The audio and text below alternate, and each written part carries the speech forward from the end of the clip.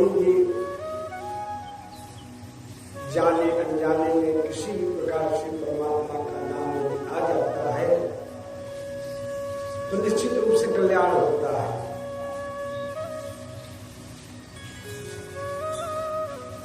अरे दिखाने के लिए भी जपता है कोई,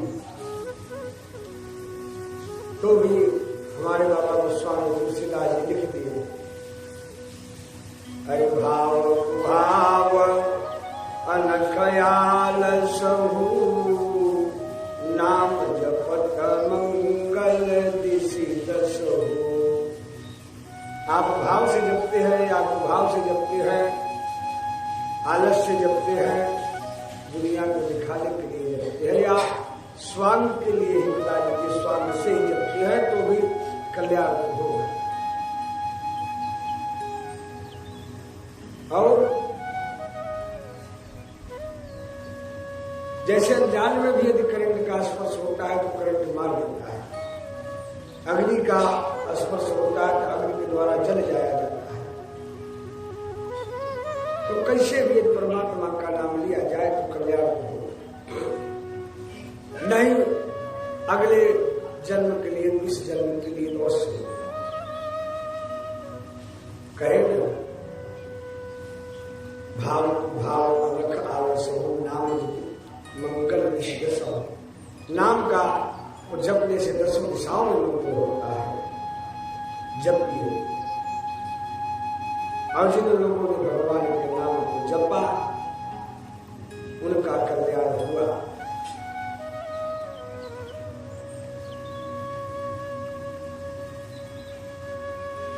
हमारे सबसे प्रथम हमारे बाबा गोस्वामी तुलसीदास जी क्या लिखे, गुरु की वंदना पहले की। अब बगैर गुरु की वंदना किए कोई उसको मार्गदर्शक नहीं प्राप्त हो पाता। और यदि आपको परमात्मा से मिलना है, परमात्मा के मार्ग पर जाना है, परमात्मा के राह पर चलना है, तो पहले आपको एक महात्मा से तो अवश्य ही मिलना होगा। और कोई सोचे कि मैं ऐसे निकलूंगा तो संभव नहीं है।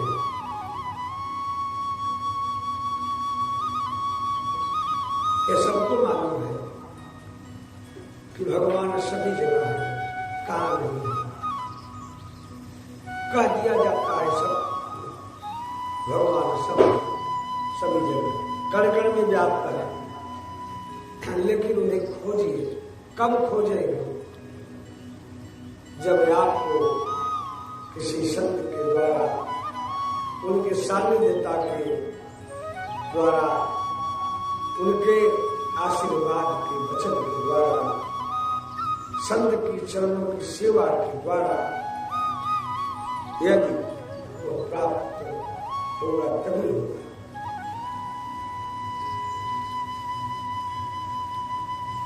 और यह भी कहते हैं, एक दोहा जो है वह रामचरितमानस में लिखे हैं, श्री गुरु चरण सरोज रज निज मन मुकुर सुधार।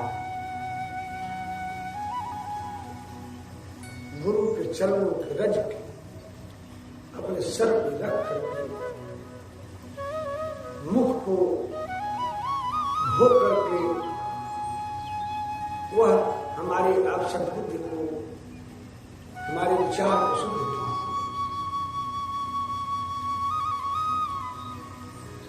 इसके बाद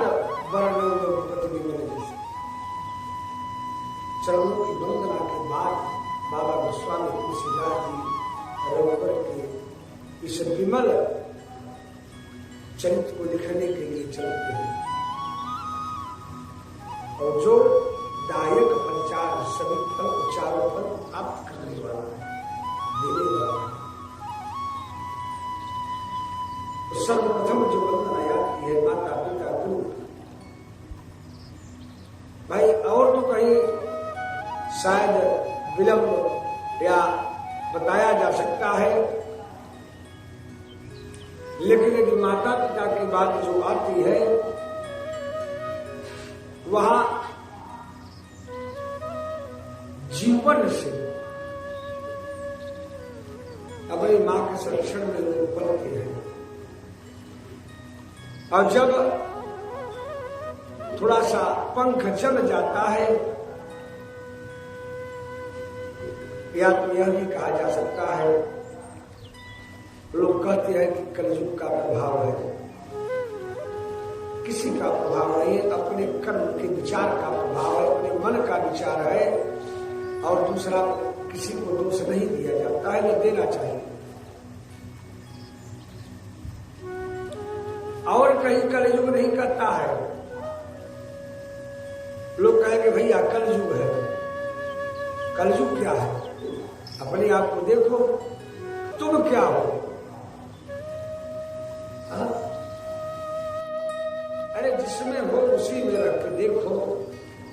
उसके लिए भी हमारे बाबा गोस्वामी तुलसीदास जी लिख दिए कि यही समान नहीं आनी युग, जो नर कर विश्वास। पहले विश्वास कीजिए, ऐसा कोई युग नहीं है। अब कलयुग ने कहाँ लिखा है या कहाँ है कि अपने माता पिता को घर से बाहर कर दो, उनका सेवा सत्कार मत करो, उन्हें वृद्धा आश्रम में ले जाकर पहुंचा दो। ये कलयुग कहता है? कलयुग नहीं कहता है। हमारी आपकी सुविधा, हमारे आपका गंदा विचार करता है।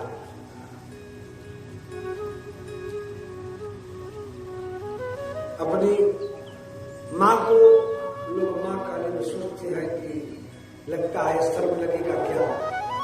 अरे डूब के चुल्लू भर पानी में मर जाना चाहिए इसी विचारों। और जिन लोगों ने अपने माता पिता का निशावर व्यवहार कर रहा है या किया है या करेगा, उसको वह प्राप्त होगा, उसमें कोई संशय नहीं है। और यदि जिसे न विश्वास हो वह करता हो तो सामने उसको मिलने वाला है, बहुत दूर नहीं है, वह आता है जल्दी। कलयुग का एक नियम है कि वह सबसे बढ़िया बात कलयुग का, कलयुग देर से नहीं देता, वो प्रत्यक्ष जल्दी दे देता है। और जो तुम्हें तो बहुत समय लग जाता था, नहीं हो पाता था, तो अगले जन्म में मिलता था, इसमें तो तुरंत प्राप्त हो जाता है, इसी शरीर से प्राप्त हो जाता है। और उसको दुनिया देखते हैं,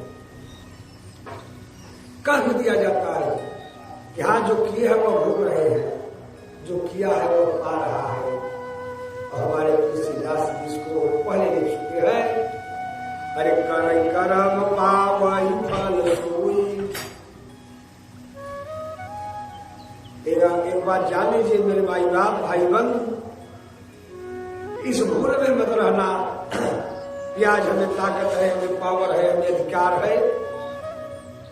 अपने परिवार में अपने माता पिता को कि जैसे चाहूंगा वैसे उसको मोल्ड कर लूंगा, तो अभी दिमाग में रख के अपने बैठना कि हमको भी मोल्ड करने वाला कोई पैदा हुआ है, जो कि मैं उसको अभी पाल रहा हूं। इसमें संशय मत रखना, क्योंकि जो बीज बोया जाता है थोड़ा अंकुरित होने में समय लगता है, लेकिन जो बीज बोया जाएगा वही फल खाया जाएगा, उसमें दूसरा फल नहीं लगेगा। हाँ, बबुल का यदि वृक्ष बोया जाएगा तो निश्चित रूप से कभी न कभी वहां उसके नीचे जाएंगे तो वह काटा रहेगा। गुलाब का यदि पुष्प लगाया जाएगा, वृक्ष लगाया जाएगा, तो निश्चित है कभी न कभी तो उसकी खुशबू सुगंध हमें प्राप्त होगी। तो यदि हमें आप अपनी माता पिता का सेवा सत्कार करते हैं तो निश्चित रूप से वह आने वाला जो पुत्र है वह निश्चित रूप से देगा, और नहीं तो जो दे रहे और तो मिलना है उसमें कोई संशय नहीं है, न उसमें समझौता है और न तो उसमें घुसपताई है। घुसपताई कहाँ चलता है मालूम है? जहां मनी ट्रांसफर किया जाता है, मनी दिया जाता है, पैसे घुस दिया जाता है। और वहां न तो कफन में है जेब और न कब्र में अलमारी। जो कफन बनता है भैया उसमें जेब पॉकेट नहीं रहता है,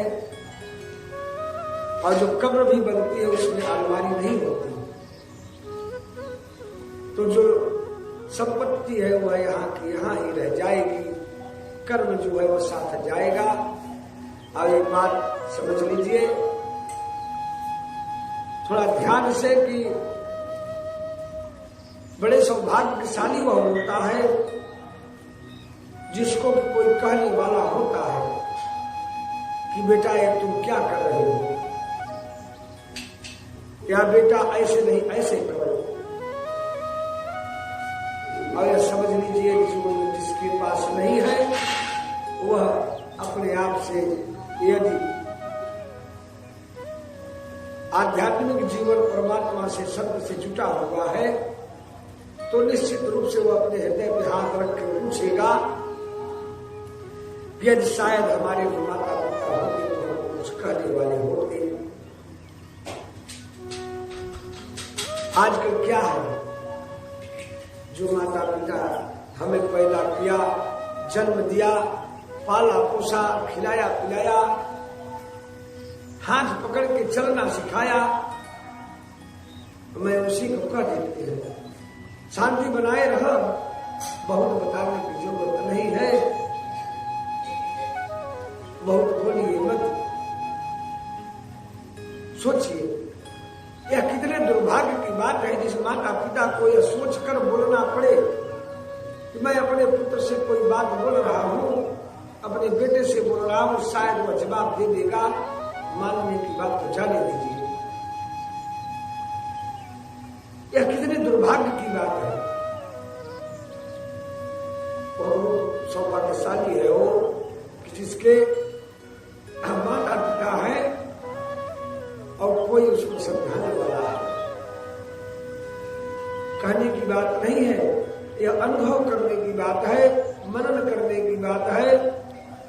नहीं तो जिन लोगों ने जो किया है वो उसको प्राप्त हो रहा है, यदि नहीं प्राप्त हो रहा है तो नजदीकी उसके जल्दी उसके पास आने वाला है। यह मैं नहीं है, परमात्मा की वाणी मानिएगा। क्यों? परमात्मा को खुद कह दिए हैं। बाबा गोस्वामी तुलसीदास जी लिखे, अरे प्रातः काल उठा था, अब मातु पिता गुरु नाम महिमा था। यह जान लीजिए, यदि उन पे भी जाते हैं तो माता पिता गुरु भगवान नाम प्रातःकाल उठकर सिर को दबाते थे, प्रणाम किया करते थे। आज क्या हो गया, संस्कार कल्चर कितना बदल गया। ये मोबाइल पैदा हो गया,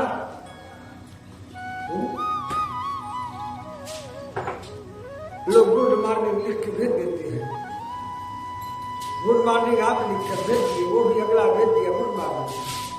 अरे आशीर्वाद तब तो प्राप्त होगा जब प्रणाम लिखेंगे, नमस्कार लिखेंगे, जय श्री राम लिखेंगे, महादेव लिखेंगे, तब प्राप्त होगा। जो आप कहेंगे उसका रिस्पांस वाणी के हिसाब से आता है। जो आप लिखेंगे, जो आप बोलेंगे, वही रिस्पांस प्राप्त होता है। अब एक बात जान लीजिए, संकल्प मात्र से आपको पुण्य प्राप्त हो जाता है। और वाणी जो है वह ब्रह्म होती है, अक्षर ब्रह्म होता है। जो शब्द हम आप बोलते हैं उसका प्रभाव वैसा ही पड़ता है। लोग लिख देते हैं, समझने की बात है। जा रहे थे तो देखा गाड़ी पे लिखा हुआ था, सटले तो गैया बेटा, गाड़ी के पीछे। अरे ऐसा शब्द लिखिए, उस पे राम राम लिखिए, जय श्री राम लिखिए, गुरु भगवान लिखिए, राधे राधे लिखिए, ओम नमः शिवाय लिखिए। कम से कम जितने लोग पीछे रहेंगे नहीं वाणी से तो हमारी आपकी आंखें पढ़ेगी किसमें जैसे नाम लिखा हुआ है, राम राम लिखा हुआ है, गुरु का नाम लिखा हुआ है, भगवान का नाम लिखा हुआ है, हनुमान का नाम लिखा हुआ है, उस चीज का प्रयोग कीजिए। लोग फोन उठाते हैं, कहेंगे हेलो, हेलो कौन था? जो फोन बनाया था उसने हेलो करके संबोधित किया था, वह तो इस दुनिया से चली गई जिसके नाम से हेलो कहा गया था। हम अभी आप लोग उसको हेलो रट रहे हैं, हेलो। अरे फोन उठाइए तो राम का नाम लीजिए, श्याम का नाम लीजिए, गुरु का नाम लीजिए, लेकिन यह तो हो गया। हमको सबको मालूम नहीं है हेलो क्यों कहा जाता है। तो इसलिए किसी भी प्रकार से यदि परमात्मा का नाम संबोधन होता है तो मेरे भाई बाप भाई बंधु इस बात को जानिए, वही शब्द का प्रयोग कीजिए जो कि हमारे हित का हो या जो कोई सुनता हो उसके भी हित का हो। अब यदि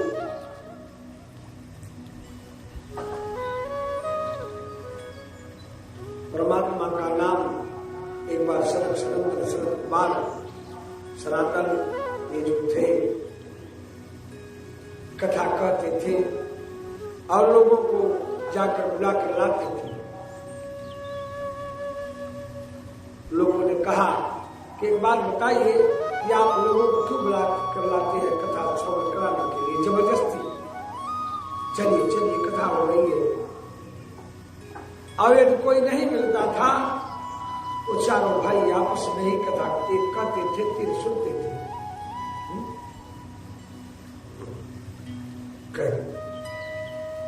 इसलिए बुलाया जाता है एक सीधा आज का उदाहरण जिसके लिए लोग केवल एक ही चीज देखते हैं।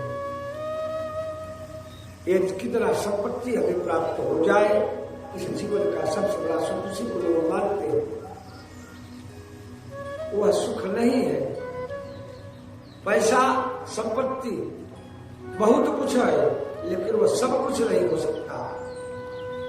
पैसे से स्वास्थ्य नहीं खरीदा जा सकता, पैसे से प्रेम व्यवहार नहीं खरीदा जा सकता, पैसे से आरोग्यता नहीं प्राप्त हो सकती। पैसा बहुत कुछ है, सब कुछ नहीं हो सकता। और यहाँ पैसे के लिए इस धरती पर सो उठता है प्राणी, और जब तक नहीं सोता है तब तक वो पैसा पैसा पैसा करता है। और जब वह मर जाता है तो उसका पैसा सब यहाँ धरा का धरा रह जाता है। और जब वह मर के जाता है तो लोग आजकल बतासा लाई और उसमें पैसा सिक्का जो है मिलाकर फेंकते हैं उसके ऊपर कि लोग पैसा पैसा कहते थे, यह पैसा दिया जा रहा है क्या लेके जा पाओगे क्या? कोई लेकर जा नहीं पाता, न तो कोई गया है न तो कोई जाएगा। जाता है तो मात्र एक अपना या कर्म जाता है। इसमें कोई न घुस है न पताई है न सोच है न सिफारिश है। और जिस दिन जिस क्षण वहां से टिकट कट जाएगा तो कोई रोक नहीं पाएगा। आएगा जब भी बुलावा हरि का तो छोड़ के सब कुछ जाना पड़ेगा। चले जाएगा, कोई नहीं रोक पाएगा। तो इसलिए एक बात ध्यान दीजिए, मेरा निवेदन है कि कुछ आगे जन्म के लिए भी कमाई कर लीजिए। और उस कमाई में पैसा और श्रम बहुत नहीं लगता, उसमें परमात्मा के नाम का जीवा हिलाना है।